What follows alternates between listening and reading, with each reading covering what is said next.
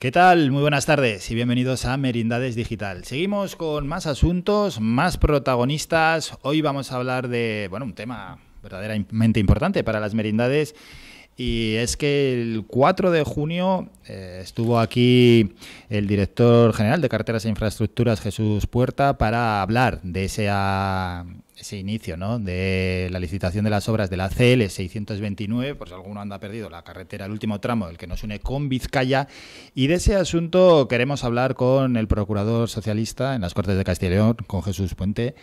Jesús, buenas tardes. Muy buenas tardes, Álvaro. Y es que de este tema no se ha hablado, de un tema tan importante como es la CL 629, y bueno, pues tenemos aquí a un protagonista. Estuviste también en la propia presentación y lo que queremos también es explicar a la gente que nos ve qué es lo que allí se propuso. Y es un gasto de casi 3,2 millones de euros en un plazo de ejecución de 20 meses, y en palabras del propio Puerta, el proyecto va a permitir optimizar el firme, modernizar elementos de seguridad vial y aumentar la comodidad y accesibilidad para los vehículos que transitan a diario este tramo, y especialmente en épocas de mayor afluencia. Concretamente, el proyecto incluye saneo de blandones y cesiones localizadas, refuerzo y regularización del firme, limpieza, reperfilado y reconstrucción de arcenes, cunetas y bermas, reposición de servicios afectados, señalización horizontal y vertical, balizamiento y defensas, instalación de dispositivos de protección en pasos salvacunetas. Y esto es lo que se va a hacer en ese tramo de la CL 629 después de tantos años. ¿Qué te parece? Pues que esto que acabas de describir es lo que se tenía que haber hecho para el mantenimiento del firme. Nosotros ya denunciamos la situación lamentable en la que se contaba la seguridad de esta carretera, y lo que nos vinieron el otro día a contar es que van a hacer lo que no han hecho en los últimos 10 años. No nos vinieron a contar mucho más, y la sensación fue bastante frustrante, porque todos sabemos que esto ha ido a menos. Es como si la comarca de las Merindades cada vez interesara menos.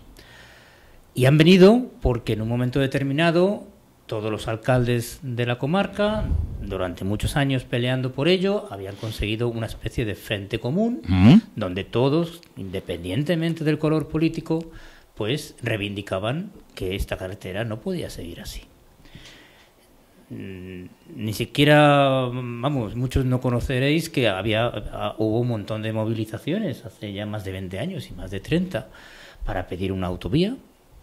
Se bajaron las expectativas, nos dijeron que iba a ser un 2+1, se bajaron las expectativas, que iban a hacer el proyecto de la 2+1, se bajaron expectativas diciendo que iban a invertir un total de 6 millones de euros, y el otro día, hace apenas 3 semanas, nos vinieron a decir que se van a gastar 100.000 euros. Bueno, no, vinieron a decirnos que iban a reservar presupuesto de aquí a 2 años para gastarse en total 3.100.000 euros. Ahora bien, lo único que se comprometieron de aquí a final de año fue a invertir 100.000 euros. Hay que recordar que estamos sin presupuestos en la comunidad, que estamos en un proceso preelectoral, porque como muy tarde hay que convocar elecciones diciembre-enero. Por lo tanto, este compromiso que se hace al calor de los ruidos de urnas, pues tampoco hay que ilusionarse mucho. Y eso es lo que me preocupa personalmente, que hasta uno que está peleando por esto se sienta un poco frustrado, pues Hombre, tampoco da para mucha ilusión, al menos es una opinión personal. Cuando has hecho esa secuencia que los que hemos tratado este tema durante bastantes veces o bastantes entrevistas, sabemos cuál era, el de la autovía, el del 2+1, y al final este arreglo, y digo que no es para emocionarse mucho, porque al final es el arreglo del firme y aumentar la seguridad. En los últimos 10 kilómetros, hasta el límite con Bilbao, porque nos vinieron a dibujar, porque no trajeron números, nos vinieron a dibujar que en 2 tramos, entre 6 y 7 kilómetros, 2 tramos, podrían plantearse el 2+1. Y ahí, cuando les pedimos plazos y números, dijeron no, eso todavía está en un veremos. Con lo cual, la situación es bastante lamentable, en el sentido de las expectativas que se nos da la comarca. Y a mí lo que me preocupaba es que nadie iba a decir nada, digo, pero estoy esperando a ver si alguien dice algo, ¿no? De hecho, esperé, digo, voy a ver que se publica el viernes siguiente, cuando nos prometieron que en la siguiente Junta de Gobierno se iba a comprometer el gasto, y efectivamente, eso que se ha hecho es comprometer el gasto. No se ha sacado a concurso absolutamente nada. Que yo sepa, no se ha sacado a concurso ni siquiera los 100.000 euros. Estaremos pendientes, porque si de aquí a final de año no sale a concurso público ni siquiera los 100.000 euros, es que ni los baches se van a arreglar. Sí, lo que sí queda es una sensación de conformidad con lo que presentó la Junta de Castilla y León, porque has hablado que hace muchos años había ese frente común, un frente común que se reactivó hace poco con esa petición hace 2 años, el año pasado, incluso de esa petición del 2+1, pero yo que estuve como periodista en la presentación del 4 de junio, de lo que hizo en este caso el director general de Carreteras para hablar de esta inversión de casi 3,2 millones de euros, allí nadie apenas levantó la voz, y las cosas hay que decirlas y que la gente lo sepa. Ya que el alcalde de Medina de Pomar dijo algo, Adrián Serna, alcalde de Villarcayo de Merindad de Castilla la Vieja, algo dijo, tampoco mucho. Florencio, el alcalde de Montija, sí que les recriminó que llevan así toda la vida, y los representantes del Ayuntamiento de Valle de Mena lo que dijeron es, oye, por favor, lo que hay que hacer es urgentemente arreglar el firme, que está muy deteriorado de cara a verano. Pero nada más. Sí, esa fue la protesta de un frente en común. Sí, y además esa petición de los arreglo inmediato del firme en algunos baches que decían que eran hasta peligrosos, el director de carreteras no lo contemplaba. Él hablaba de los 100.000, pues para eso de convertir una carretera en seguridad, más segura, ¿no? Pero no estaba pensando en los baches. Yo creo que lo que ha venido fantástico a la Junta de Castilla y León es frenarnos, contentarnos con un sonajero, porque han encontrado la brecha y han metido la piqueta. Encontraron la brecha cuando algún alcalde de la comarca dijo que eso iba a dificultar el tránsito al interior del municipio.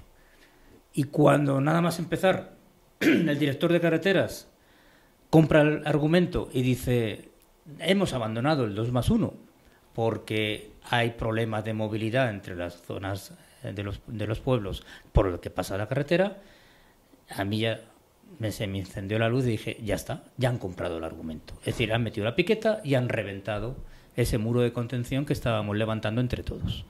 Y eso es lo que es realmente molesto, ¿no? En el sentido de que se ha trabajado tanto y en apenas unos meses se ha roto esta estrategia, que era una estrategia normal, espontánea, de todos los alcaldes, porque lo que les interesa es que tengamos una comunicación rápida con la comunidad autónoma del País Vasco, que tiene 7.000 vehículos circulando por esa carretera, que es que nuestra vía normal, natural, de comunicación social y económica de la zona, y resulta que lo que ha hecho la Junta de Castilla y León es agarrarse a este argumento que se le dio desde un ayuntamiento de esta comarca, reventando totalmente esta estrategia.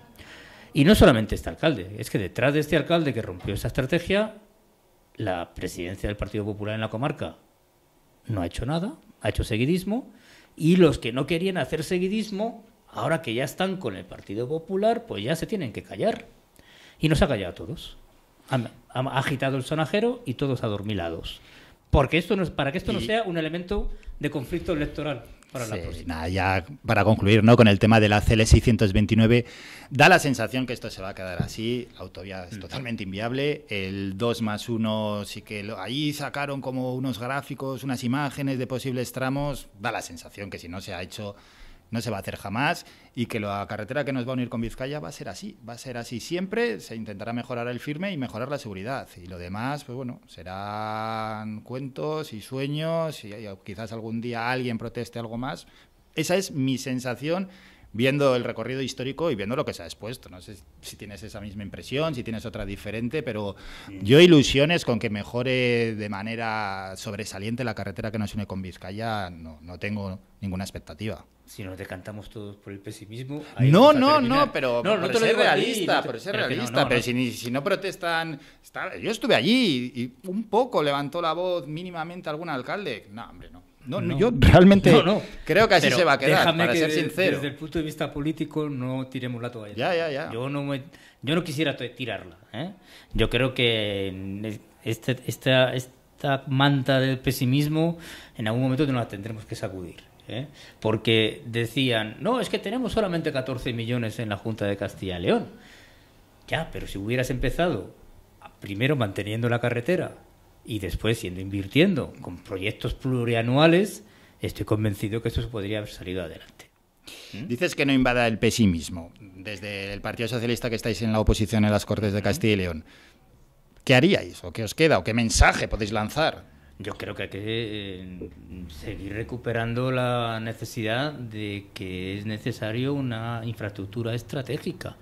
Es decir, los recursos siempre son escasos en las administraciones públicas, eso no hay que negarlo, eso es así. Pero precisamente porque son escasos, tienes que tener unas prioridades. Y si el partido que gobierna la Junta de Castilla y León no entiende que las merindades es un territorio que necesita este tipo de inversiones estratégicas, pues entonces mal vamos. Entonces yo lo que sigo pensando es que debemos seguir peleando con todos, sea la fuerza política que sea, para volver a recuperar esa unidad. Porque si el problema era la comunicación entre dentro del municipio, alguna solución técnica tiene que haber. No me creo yo que sobre un papel que ni siquiera se había licitado, si ni siquiera se había opinado sobre cómo podría ir el trazado, de pronto alguien alce la voz diciendo que esto va a perjudicar a mis vecinos y a partir de ahí, pues ya no hablamos más del asunto. Ya no hablamos más del asunto. Yo creo que la Junta sí que llegó a estar muy preocupada por la movilización social que habíamos creado entre todos. ¿Sí? ¿Tú crees? Sí, porque si no, no hubieran aprobado la 629 y no hubieran venido aquí en 2 ocasiones. Es decir, que se desplace hasta aquí el director general de carreteras, que esta comunidad es muy grande, ¿eh? Es muy grande. Yo sigo pensando que el hecho de haber presentado un frente común les empezaba a preocupar. Mirad lo que pasa en el Bierzo. Pues entonces es una jugada maestra de la Junta de Castilla y León. Ha sido elegante, ya te digo, ha encontrado la grieta para romper esa unidad. Fijad lo que ha pasado en el Bierzo hace apenas 2 semanas.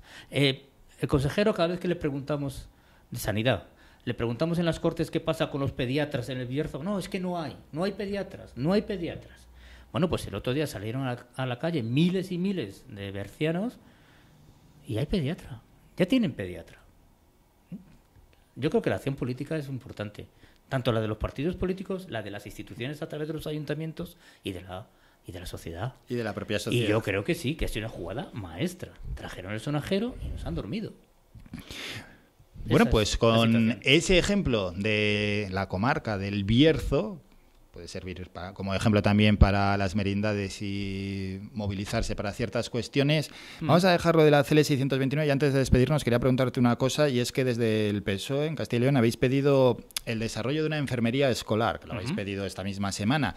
¿Eso realmente qué es? Bueno, seguramente que mucha gente lo conoce a través de alguna película norteamericana, ¿no? En todo centro educativo hay una persona que se encarga de ser la que se ocupe de las cuestiones sanitarias de los estudiantes, tanto lo que surge espontáneamente como para el mantenimiento de la salud. En España la figura de la enfermera escolar está poco desarrollado.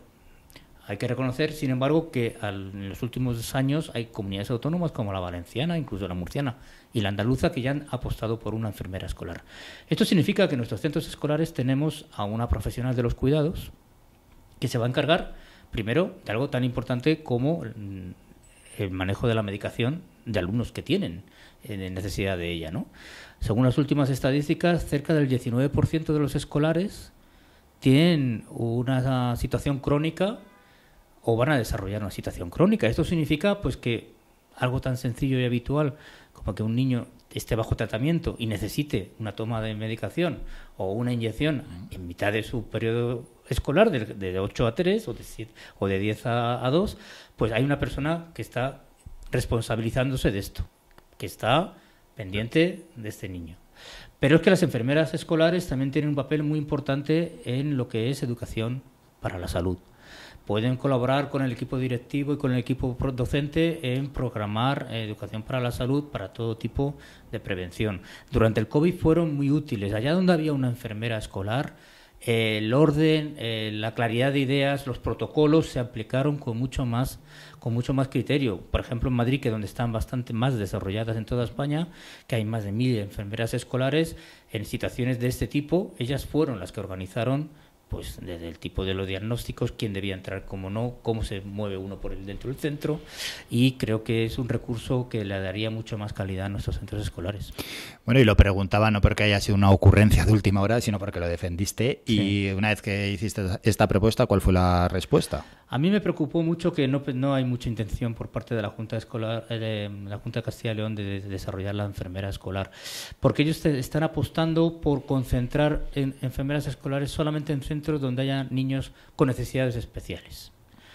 Lo que pasa es que yo ya no el pasado martes, sino que hace más de un año ya volví a defender el caso de que en aquellos sitios donde hay niños con necesidades especiales hasta racanean el que haya una enfermera. No, si solamente hay uno, pues hacen todo lo posible, pero hay gente, hay algunos que necesitan. Hay otra cosa también que da mucha ventaja en esto, es que aparte que los padres van a estar más tranquilos si tu hijo está en una situación que necesita una vigilancia, es el tema del absentismo escolar, que muchas personas con dependencia sufren mucho, y sobre todo el absentismo también de los padres, porque ya sabemos que cuando se nos pone un niño malo, hombre, lo suyo es dejarlo en casa, pero si el niño está bien y puede ir, y lo único que necesita es vigilancia, es mucho más fácil que la familia esté más tranquila, sabiendo que hay una enfermera cualificada para hacer frente a cualquier circunstancia que aparezca, ¿no? Bueno, pues con eso nos vamos a despedir. Jesús, como siempre, muchas gracias por tu presencia aquí. Muchas gracias a ti, Álvaro. Y yo animo a seguir peleando por la comarca, que lo merece. Bueno, te veo optimista. Y gracias a todos aquellos que nos ven.